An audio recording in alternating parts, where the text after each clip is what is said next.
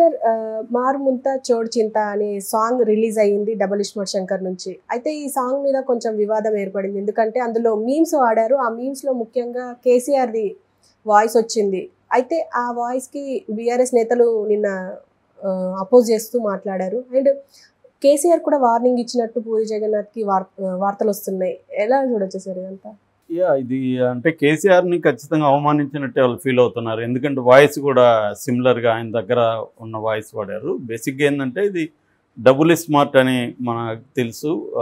ఇంతకుముందు ఇస్మార్ట్ శంకర్ పెద్ద హిట్ అయ్యేసరికి మధ్యలో లైగర్ తీశారు. దాంట్లో విపరీతంగా డబ్బులు పోయినాయి. సో వాళ్ళు మళ్ళీ రొటీన్ దీంట్లోకి వెళ్ళిపోదాం, అదైతే మాస్గా ఉంటుంది, హిట్ అవుతుంది, పోయిన డబ్బులు తీసుకోవచ్చు అన్నట్టుగా మళ్ళీ స్టార్ట్ చేశారు. డబుల్ స్మార్ట్ అని పేరు పెట్టారు దానికి. అది ఇప్పుడు August 15th రిలీజ్ ఉంది.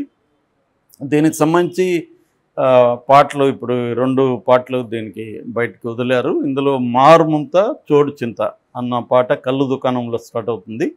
ఇందులో ఒక హుక్ లైన్ అంటారు. మామూలుగా ఒక్కొక్కసారి మనకి ఒక పాటలో ఒక చిన్న డైలాగ్ రావడం, అట్లాంటి వాటిని హుక్ లైన్స్ అంటుంటారు.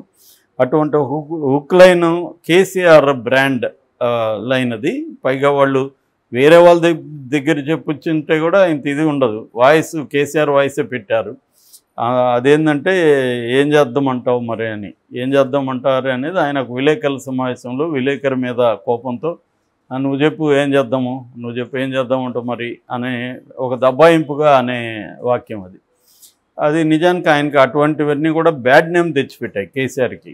విలేకరుల సమావేశాలు చాలా చోట ఆయన అహంకారం అనే ఒక నెరేటివ్ బయటకు పోవడానికి ఇట్లాంటి పని చేస్తాయి. అంటే విలేకరులు ఎవరైనా ఒకవేళ వాళ్ళకి తెలియకుండా అజ్ఞానంతో కూడా అడగచ్చు. అడిగినప్పుడు దానికి సమాధానాలు చెప్పాలి తప్ప వాళ్ళని చాలా దారుణంగా అవమానకరంగా హ్యూమిలేట్ చేస్తూ మాట్లాడడం.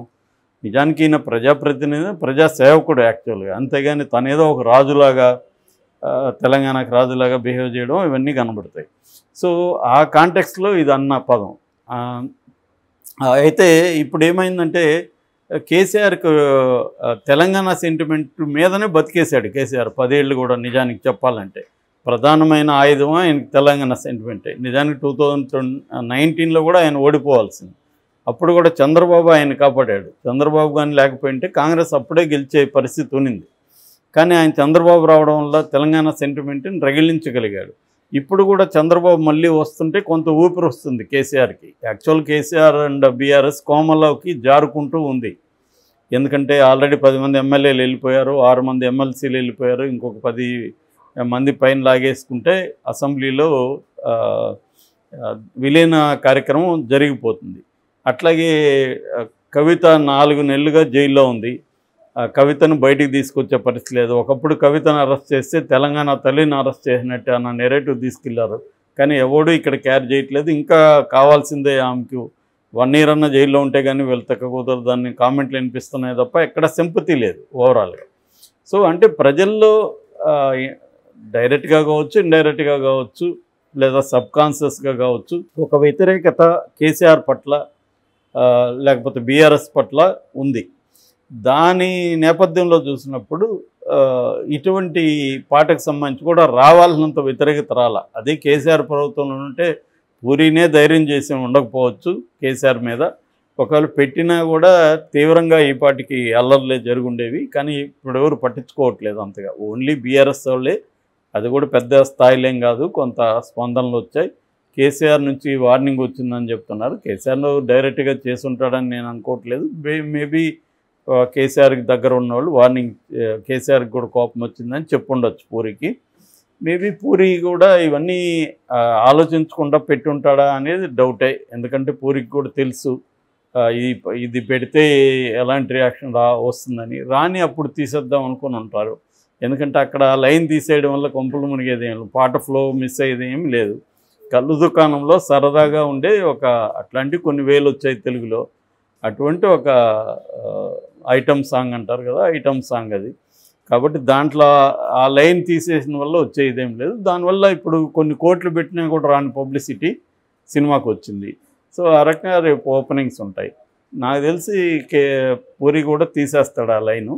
ఇంకొంత పబ్లిసిటీ రాని ఇంకా బాగా జరగని అనుకుంటారు. అయిపోయినాక లైన్ తీసేస్తున్నాం, క్షమించండి, హర్ట్ అయింటే మా ఉద్దేశం అయితే అది కాదని ప్రకటించే అవకాశం ఉంది. ఇవన్నీ కూడా ఏంటంటే కాంటెక్స్చువల్గా చూడాలి మనం. మామూలుగా అయితే ఇప్పుడు దీన్ని బేస్ చేసుకొని చాలామంది ఏం మాట్లాడుతున్నారంటే ఆంధ్రుల దురహంకారం ఇంకా పోలేదు, వాళ్ళు మళ్ళీ ఇప్పుడు రైజ్ అవుతున్నారు, కేసీఆర్ పోగానే వాళ్ళకి మళ్ళీ ఇది వచ్చింది, రైజ్ అవుతున్నారు అన్న నెరేటివ్తో కొంతమంది మాట్లాడుతున్నారు. నిజానికి సినిమా లేదా సాహిత్యమేమో జనరల్గా లోకలైజ్డ్ సాహిత్యం ఉంటుంది. ఏ ప్రాంతాల వాళ్ళు ఆయా జీవితాలని డిపిక్ట్ చేసేటప్పుడు ఆయా భాష వాడతారు. మామూలుగా అయితే తెలుగు అనేదే ఒక తెలుగు అనేది ఏమీ లేదు. తెలుగు అనేది 100 రకాలుగా ఉంది. మా ఊర్లో ఫర్ ఎగ్జాంపుల్ మా ఊర్లో 1930లో స్కూల్ పెట్టారు ఒక జమీందారు. అందువల్ల మా ఊర్లో నాకంటే ముందే ఒక 40-50 బ్యాచ్లు చదువుకున్నారు. సో ఆ లాంగ్వేజ్ అంతా మారిపోయింది. ఇప్పుడు నాది చిత్తూరు జిల్లా అంటే ఎవరు నమ్మరు చాలాసార్లు. చాలామంది విజయవాడ అంటారు, నెల్లూరు అని అడుగుతారు, అలా అడుగుతుంటారు. కానీ ఎక్కువసేపు మాట్లాడితే నాది దాంట్లో 1-2 వస్తాయి. కానీ మా పక్కన 4-5 ఊర్లలోకి మా ఊరికి మా చిన్నప్పుడే లాంగ్వేజ్లో తేడా ఉండేది. ఎందుకంటే మాది కొంత కరప్ట్ అయింది లేదా సొఫిస్టికేషన్ అయింది, ఎలాగన్నా చెప్పచ్చు. నేను కరప్ట్ అయిందనే చెప్తాను. అంటే మా లాంగ్వేజ్ కరప్ట్ అయింది. ఒరిజినల్ లాంగ్వేజ్ ఎడ్యుకేటెడ్ లాంగ్వేజ్కి వచ్చి తేడా వచ్చేసింది. వాళ్ళది అది కరప్ట్ కాబట్టి అప్పుడే మాకు తేడాలు కనబడేది, విచిత్రంగా ఉండేది వాళ్ళ భాష మా భాష వాళ్ళకి. కాబట్టి ఇలాగ తెలుగు అనేది ఏదని లేదు, కానీ బ్రాడ్గా ప్రాంతాలకు సంబంధించిన లాంగ్వేజ్ని ఐడెంటిఫై చేస్తాం. సో ఐడెంటిఫై చేసినప్పుడు గతంలో విలన్స్కి ఏం భాష పెట్టేవాళ్ళు, ఆంధ్ర భాష పెట్టిన సందర్భాలు ఉన్నాయి. ఇప్పుడు సత్యనారాయణ కానీ లేకపోతే రావు గోపాలరావు వీళ్ళు ఏ భాషలో విలనీ చేశారు తెలుగులో?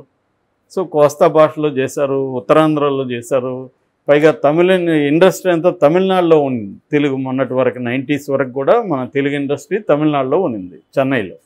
అందుకని ఆ చుట్టుపక్కల లాంగ్వేజ్ మాది చిత్తూరు జిల్లా, మాది బార్డర్ తమిళనాడుకి 10 కిలోమీటర్లు మా ఊరికి తమిళనాడు బార్డర్. అందువల్ల షూటింగ్లు అంతా మా ఏరియాలో జరిగేవి. 6 ప్రాజెక్ట్ ఉండేది, అక్కడ జరిగేది. కాబట్టి ఈ లాంగ్వేజ్ కూడా ఆటోమేటిక్గా వెళ్ళేది. అట్లాగే కామెడీకి కూడా అప్పుడు తమిళ తెలుగు మిక్స్ చేసిన ఒక భాష ఉండేది, బైలింగ్వల్ దీంట్లో. అది వాడేవాళ్ళు. పిన్నోడు ఆ పిన్నోడు వచ్చాడా ఇట్లాంటి లాంగ్వేజ్ వాడేవాళ్ళు.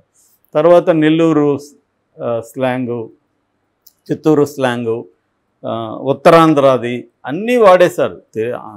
ఒక్క తెలంగాణ అనేది కాదు. తెలంగాణది ఎప్పుడు వచ్చిందంటే హైదరాబాద్కి ఇండస్ట్రీ షిఫ్ట్ అయినాక ఇక్కడ స్టోరీస్ని ప్లేస్ చేసినప్పుడు ఈ లోపల ఏమైందంటే కొంత రియలిజం కూడా ఎంటర్ అయింది తెలుగు సినిమాలకి. అంతకుముందు మధ్యలో 70s నుంచి రియలిజం అనేది పోయింది. ఎవడోడో ఏ భాష మాట్లాడుతుంటారు ఒకే ఊర్లో కూడా. కానీ రిలీజం వచ్చినాక ఇప్పుడు హైదరాబాద్లో పాత బస్తీలో రౌడీని పెడతారు, వాడు కొంచెం హిందీ మిక్స్ చేసిన ఉర్దూ మిక్స్ చేసిన తెలంగాణ తెలుగు మాట్లాడతాడు విలను. కామెడీలు కూడా అలా పెట్టడం మొదలైంది. దాంతో తెలంగాణ ఉద్యమంలో ఏమైందంటే భాష, కల్చరు వీటి విషయాల మీద కూడా అటాక్. ఎప్పుడైనా ఒక ప్రాంతాలకు సంబంధించి ఉద్యమం వచ్చినప్పుడు ప్రపంచవ్యాప్తంగా కూడా లాంగ్వేజ్ అండ్ కల్చర్కి సంబంధించిన ఇష్యూస్ వస్తాయి. ఇది వరల్డ్ వైడ్గా ఉన్నదే. లింగ్విస్టిక్ పాలిటిక్స్ అంటారు, లాంగ్వేజ్ పాలిటిక్స్. ఈ లాంగ్వేజ్ పాలిటిక్స్ అనేవి ప్రతి చోట ఉంటుంది. ఒక భాష ఆధిపత్యం కూడా ఉంటుంది. అయితే దానికి చారిత్రక కారణాలు ఉంటాయి. ఆ భాష ఎందుకు బాలగోపాల్ ఒక మాట అంటాడు, కృష్ణానది కానీ అక్కడ రాయలసీమలో ప్రవహించుంటే రాయలసీమ భాషే తెలుగు భాష అయ్యిండేది అంటాడు. అంటే ఆ సంస్కృతిని బట్టి ఇప్పుడు బ్రిటిష్ వాళ్ళ కల్చర్ ఎందుకు ప్రపంచవ్యాప్తంగా వచ్చింది, వాళ్ళు పరిపాలించారు కాబట్టి.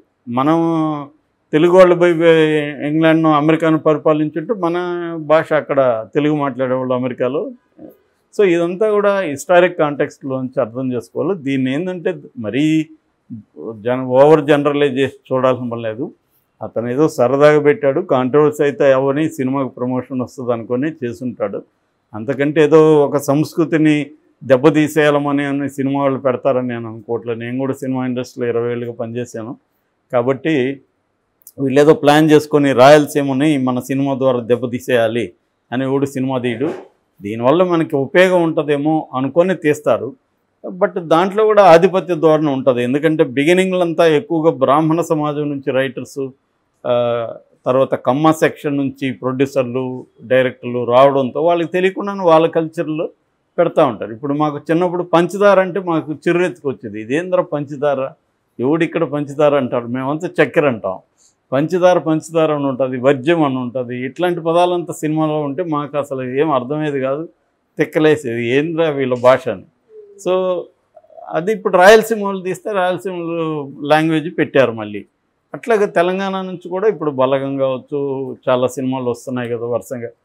కాబట్టి ఆయా ప్రాంతాల నుంచి సినిమాలు తీస్తే కొంతవరకు పెట్టగలరు వాళ్ళు కూడా. ఇప్పుడు తెలంగాణ నుంచి వచ్చేవన్నీ కూడా తెలంగాణ కంప్లీట్ లాంగ్వేజ్ పెడితే మిగతా వాళ్ళు కూడా చూడాలి కదా. అందువల్ల ఇవాళ మెల్లగా మారుతుంది. ఇప్పుడు పుష్పాల కంప్లీట్గా చిత్తూరు స్లాంగ్ పెట్టారు. చిత్తూరు వాళ్ళకి తప్ప ఎవరికి ఆ భాష కంప్లీట్గా అర్థం కాదు, అయినా అది హిట్ అయింది. సో అవన్నీ జాగ్రత్తలు తీసుకుంటారు. మిగతా వాళ్ళకి కూడా అందాలంటే అథెంటిసిటీ ఉండాలి, at the same time reach అవ్వాలి. కమర్షియల్ సినిమా ఇదంతా కూడా